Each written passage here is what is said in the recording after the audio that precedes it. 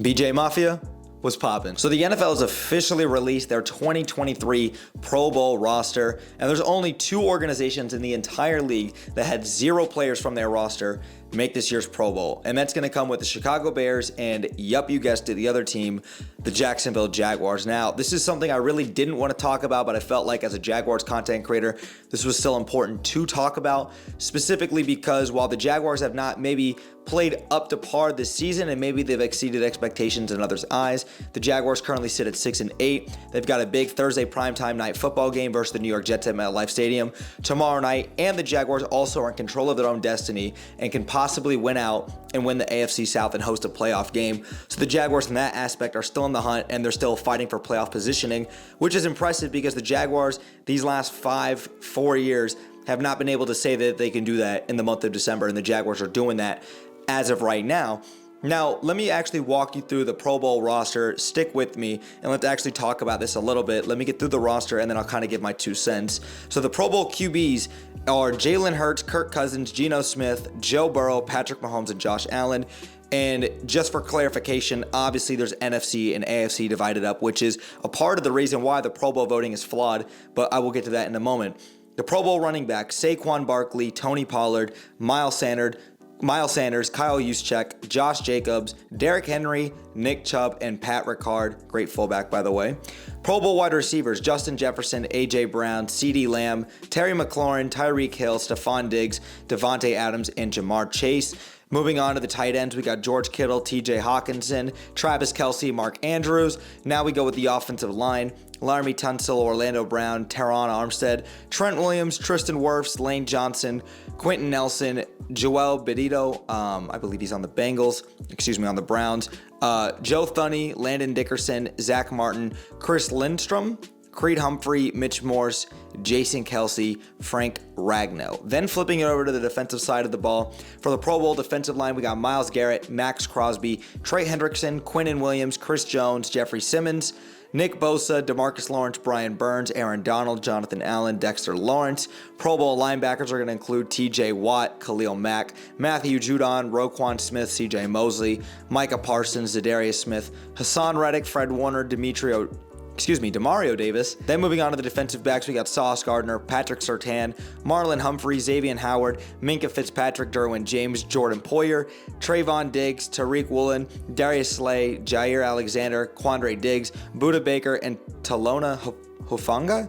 I really hope I did not botch that name. Pro Bowl special teams kind of wrapping it up.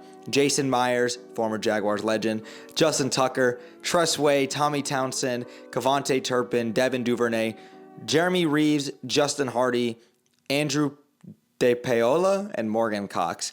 If you actually stuck with me for 2 minutes listening to me just talk about the roster, thank you. Now, obviously, I want to say first and foremost, nothing against any of these guys. These are all very talented players at an extremely high level, and they are the best of the best. So I got nothing to take away from these players, but I want to say that the Pro Bowl voting system is flawed. Why is it divided up between AFC and NFC? It's the same thing with the NBA and the All-Star voting. Why do we have front court, back court voting when guys like Joel Embiid, Jason Tatum, Kevin Durant, all of these guys are deserving to be starters in the Eastern Conference, but they probably won't be because of how the system is and the voting is. When there's also just a draft pool, it should just now be the best players, regardless of the conference, regardless of the division, put into the Pro Bowl. That's what it should be at the end of the day. So all of this NFC wide receivers talk, all of this AFC wide receiver talk, no. If you're the 8 best wide receivers in the NFL, statistically speaking, or by the voting, then fine. You should be in the Pro Bowl. That's the first thing I got to say. The second thing is, there's a couple Jaguars, and I might be a homer, but there's a couple Jaguars that are absolutely deserving to at least be in consideration for the Pro Bowl voting, and obviously that first guy is going to come with William Trevor Lawrence, quarterback at the helm, who I call Mr. Sunshine. Now, Trevor Lawrence, while he has had a very up and down sporadic sophomore season, since week 9, he's probably been the best quarterback in the NFL. He has really turned the corner. He's playing with a lot more confidence, swagger, and you see the growth in him and the confidence in the team, all of the comeback victories. Trevor Lawrence has played amazing. Trevor Lawrence, since week 9, has a 70.4 completion percentage, first among all NFL quarterbacks, 14 passing touchdowns, tied for second, only 1 interception, and he's 111.2 passer rating, first among all NFL quarterbacks. And while this award is not based on since week 9, sure, that is a fair assessment, but Trevor Lawrence is top 10 in passing touchdowns, passing yards, and passer rating. I think that's absolutely deserving of a nod, and I understand that there's only 3 quarterbacks from the AFC, in which I mentioned Josh Allen, Patrick Mahomes, Joe Burrow. All of those guys, as of right now, I would say are absolutely better quarterbacks than Trevor Lawrence. They've proven more, especially in the playoffs, and those guys are deserving. So like I said, I'm not taking anything away from these guys, but Trevor Lawrence would be the first guy that comes to mind. Flipping over to the defensive side of the ball, Tyson Campbell to me would be the other guy deserving of a spot. And I understand that when you're talking about putting guys in, you obviously have to take someone out. The first guy that would come to mind for me taking someone out of that Pro Bowl defensive back group is going to come with Xavier Howard. Xavier Howard, since 2017, has been one of the best corners in the game.